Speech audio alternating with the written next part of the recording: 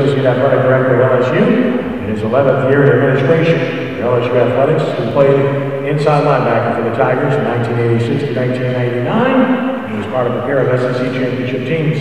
LSU plays at West Virginia in a nationally televised game this Saturday night, which will be on ABC 26. Locally, please give a warm welcome to Verge Ausberry of LSU. Verge. Thanks, Ken. It's always great to be here. Like David said, I always like to come also when you win a game. When I made the schedule this year, I was prepared that he played Oregon. So when Dave set the dates out, I'm like, wow, Dave doesn't start till after Labor Day, so I'll be in trouble if we don't win that first game. Very fortunate. We have a pretty good football team right now, we feel, especially the defense side of the ball. I haven't seen a defense at LSU. I played some pretty good defenses. I've seen some good defensive football teams, but I haven't seen a defense like one we have right now, the speed we had, since I've been looking at LSU football. The big thing in our business right now, before I talk about some things that we're doing, is the realignment. And all of us are watching what's going to happen with this realignment. As you know, Texas A&M has made the request to come into conference. We'll take them when their legal issues are over. Wait for that, and wait for some more teams in the east side. Who else are going to pick up to make that 14th team in the conference? I think everybody, all the institutions, especially the BCS conference, is a little nervous right now of what's going to happen, what this footprint is going to look like. The reason this is happening, people actually, while the realignment taking place, is because of football. Football is a driving force behind this. The TV contracts. I was doing an interview on the way here on a radio show. Each school, LSU and the SEC, each of us make about $22 million off the TV contract. The expansion of that contract would grow, especially into an area like Texas. And that's what we're looking at as a conference, where the SEC, where our footprint will be. People make those decisions of the commissioner, Mike Slive, and the presidents and the chancellors make what teams will be added to the Southeastern Conference. There's a lot of movement. You don't know what Texas, Oklahoma State, Texas Tech's going to do. You saw the ACC picked up two teams, Pittsburgh and Syracuse. It's two big pickups for them. So right now, the Big East Conference has some issues in the Big 12. This will be a slow process. We don't know where to end up. But the next 2 years, we'll pretty much see super conferences, we feel, in this business. We had talk about our football team a little bit. Oregon first game, tough game in Dallas, neutral site game. We gave up one of our 7 home games to play this game. It made financial sense to us to do this, and it was a great opponent we had, Oregon, to win that game. Northwestern next game won that one. We did some things with ESPN with the Mississippi State game. I didn't realize Mississippi State was going to take this offer, but they took the offer. We played Northwestern State, they played Auburn. And we asked them would they mind playing a Thursday night game, and they bid on that game. And I signed that contract very quickly because I thought it was an advantage to us. This week, I think this is going to be our big test this week. It's a road game. It's a trap game, we call it in football. West Virginia up there. West Virginia is the closest thing to an SEC team in the Big East Conference. And that might be one of the teams that's in the future that might become one day an SEC-type team. So they play good defense. They have a good offense. They have a great quarterback, a very mobile quarterback. They run the ball well. I'm watching them with them against Maryland this week. Maryland, as we know, is a decent football team. And you beat Maryland at home. Anytime you travel on the road in the BCS conference, it's a very tough football game. So to go to Maryland, beat Maryland, hold on for the win at the end, we know their circle our game is a tough game for them. Last year, we beat them 20-14 in Baton Rouge. So we expect it to be a very, very difficult game. From that point, we get back into our conference with Kentucky and Florida, back-to-back at home. Then we travel to Tennessee. After that, we have Auburn at home to finish up before the open date. We feel that this game coming up right now is an important game to us. If we want to compete for that national championship and play in New Orleans until you get to the Alabama game in Tuscaloosa. Alabama has Arkansas this weekend. We'll get a good feel about how they stand. We're both pretty much in the same positions, play good defense, don't let your quarterback beat you. You try to win the game that way. And that's going to be our motto this year. Jaddy has done a fine job. I would like to see him open it up a little bit more, and that's what the coach is going to decide to do and get into the schedule a little further. But right now, we're taking it game by game, like David said too. We're taking it game by game. to see where we're going to end up, where we're going to be, and just take it on a slow basis and try to win each game. We think we have the defense to be successful in that area to help us attain that the championship.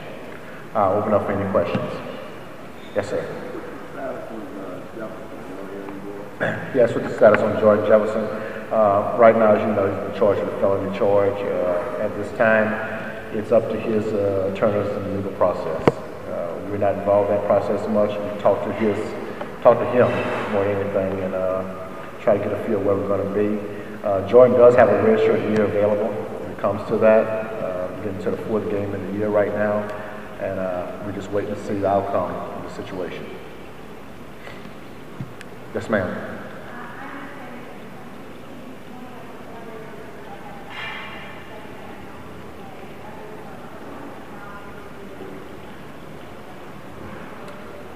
I couldn't hear your last part, ma'am.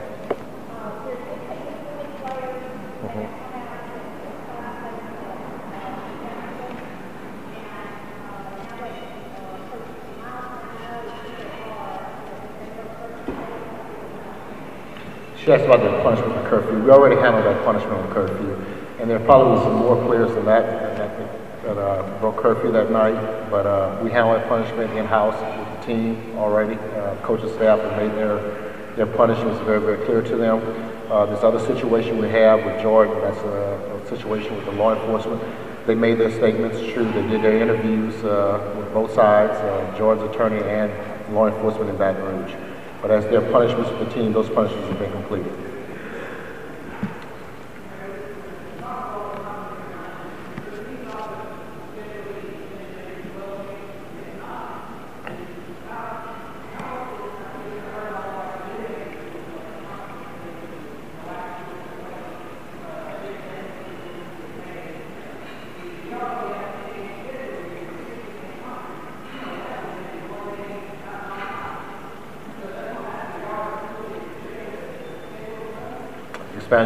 We already played 12 games, so yeah. So no, what you're going to do, I think in the SEC, we want a very few conferences. The SEC only play 8 conference games.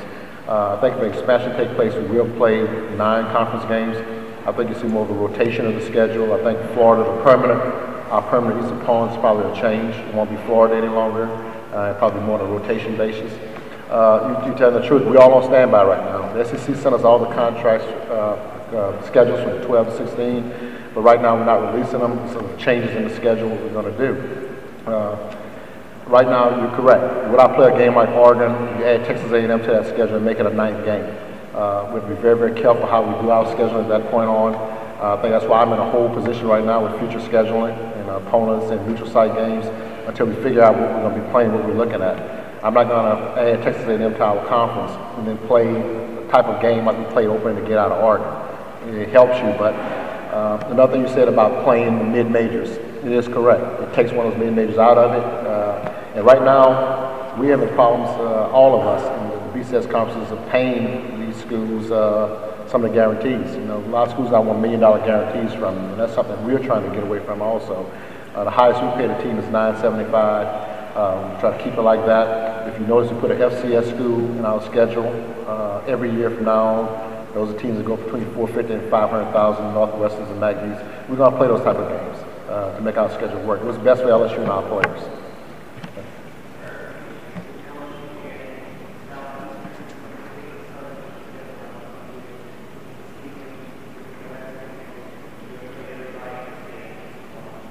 Yeah, some of the schools, Nichols also I had to play. There's 3 FCS schools I had to play in the state, and those are some things I'm going to look at. It's a year-by-year basis.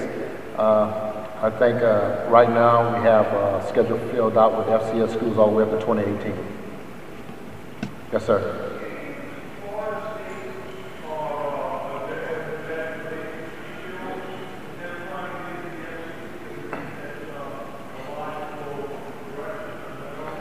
Yes, about Florida State. Let me tell you, this is my opinion on that, and I think it's pretty much my colleagues who sit in the room with me in the athletic directors meetings.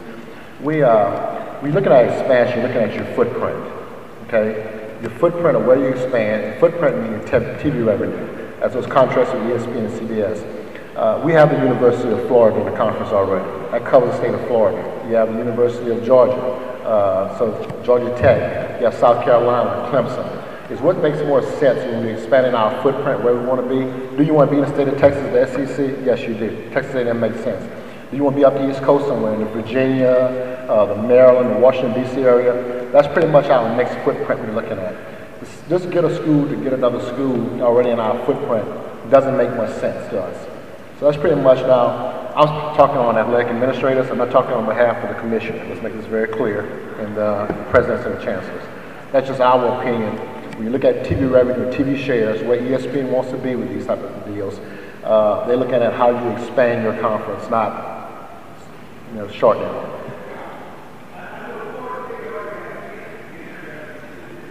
A long time ago they did. They passed. A lot of people don't want to come to the SEC week in and week out. Verge, I got a question. Yes, sir. How is, because I'm looking at the Big 12 now, which used to be the Big 8, how does these teams leaving the conference affect the conference, or should it affect the other schools that's still in the conference? Like Nebraska this year, they didn't went to the Big 10, which is something we really didn't, as alumni, we didn't agree with, but we didn't have to say so about it. But just the fact of them going to the Big 10, still, I think it's better for their chances of looking at a national championship. You look at some of the teams who went to the Pac-10. You're talking about Texas, they still looking to get out of the Big 12. How does that affect the Big 12 and the other teams that are going to be there? Yes, how does it affect the other teams, all the realignment taking place? And Tyrone, it's pretty much every man for themselves right now. I think one thing you saw what happened in the Big 12, once Texas did that big 20-year contract kind of on their own, that $300 million contract, I think it really damaged that conference and some of the other teams. I think that's when you saw Nebraska left and Colorado left immediately. I think it's going to be a trickle-down effect. I think what it showed us in college athletics today, football runs the show. You have teams like Kansas, a great basketball program. Basketball was invented at Kansas, Naismith, all that happened at Kansas where they could be looking at left out in the cold right now. So football is running the show right now. It's a driving force. The TV revenue in football is driving the show. So really, I've heard from ADs at other schools too looking for a place to land. So everybody's pretty much out there. We're very fortunate to be part of the SEC. But there's a lot of other schools that are looking where they're going to end up. It's scary times for those guys. And I feel for those athletic departments, those athletic directors, and the student athletes they have there. There's a lot of things, it's just the landscape that's changing on us quickly. How's Terrence McGee doing? The idea that this conference is one of the there's been talk of having a 14 playoff, teams playing 14 pods, whoever wins their pod, so you have a semifinal and a championship game. What's the stuff that you've heard about that and potentially having a position in the NCAA obviously to have that kind of conference playoff? We've had a lot of people have sent us a lot of programs like that, look at doing a playoff system in college football. I think that's the way we're going. Nobody want to talk about it yet. We're talking about the realignment. So it hadn't come up in any of our meetings as of yet. As you heard Mark Emmett, the president of the CAA, talk the other day about he wouldn't have a problem accepting something like that, doing some type of playoff system.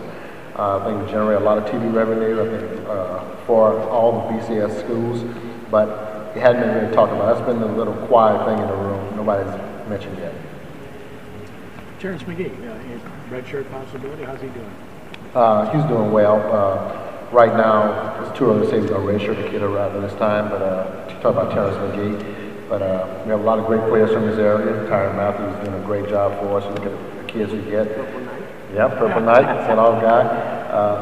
But you look at, we talked about the kids in Louisiana. They've been recruiting the kids in high school football to all the high school coaches and see how important it is to us in Louisiana. And you saw the paper today, Louisiana leads per capita with players playing National Football League.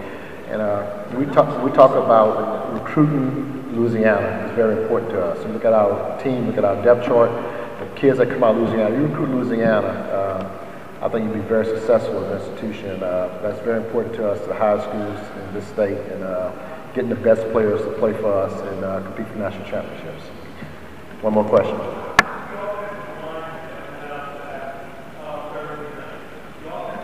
Falk, yeah. Falk's doing well. He's saw him this morning. He's walking, not on crutches anymore. It's a high ankle sprain. You have a guy 6'7", 330 pounds. Those little ankles down there take a lot of beating. So but he's walking out on crutches this morning, and he should be back. Hopefully, be back to the West Virginia game. One second, right quick. On the playoff system, do you guys feel as athletic directors that should count, that playoff system or that conference game championship should count against your record if you lose? In other words, you may go into that conference game as a number 1, number 2 seed team ranked overall, but then you play that conference championship when there's other conferences that don't have a championship. That's been a debate for a while, and that's where some people feel that the conference championships aren't fair. And we play one in this conference. You play your 8 games in this conference, and then you go to a championship game and play Florida, Tennessee, or Georgia, or South Carolina in that game. And some conferences don't do that. But I do feel that you compete for a national championship, you should win your conference. And that conference game is part of it. And I think now you're seeing all the conferences. Big Ten's going to the conference game. The Pac-12 now will go to a conference game. ACC already has a conference game. So I think it's starting to expand that way. We asked about the playoff system with those conference championships. And I think it's good for college football. I think it's good for us. And I think if you have to win your conference to play for the national championship. One more question.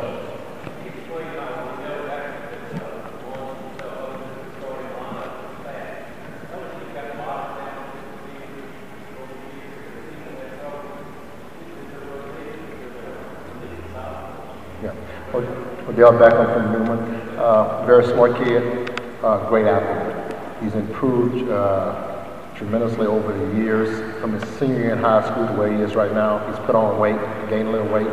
We didn't know where we were going to put Odell. He was in the secondary on the wide receiver position. He had a great off-season workout with our quarterbacks, and he's just carrying over now what he could do. I think he's a great talent. He has a great career, a great future ahead of him, and he's doing very well for us right now. Yeah, I helped Russell Shepard out. Russell Shepard will be back for us for this game. Yeah, he'll come back for the West Virginia game. Thank y'all very much for enjoying. Thank you, Verge.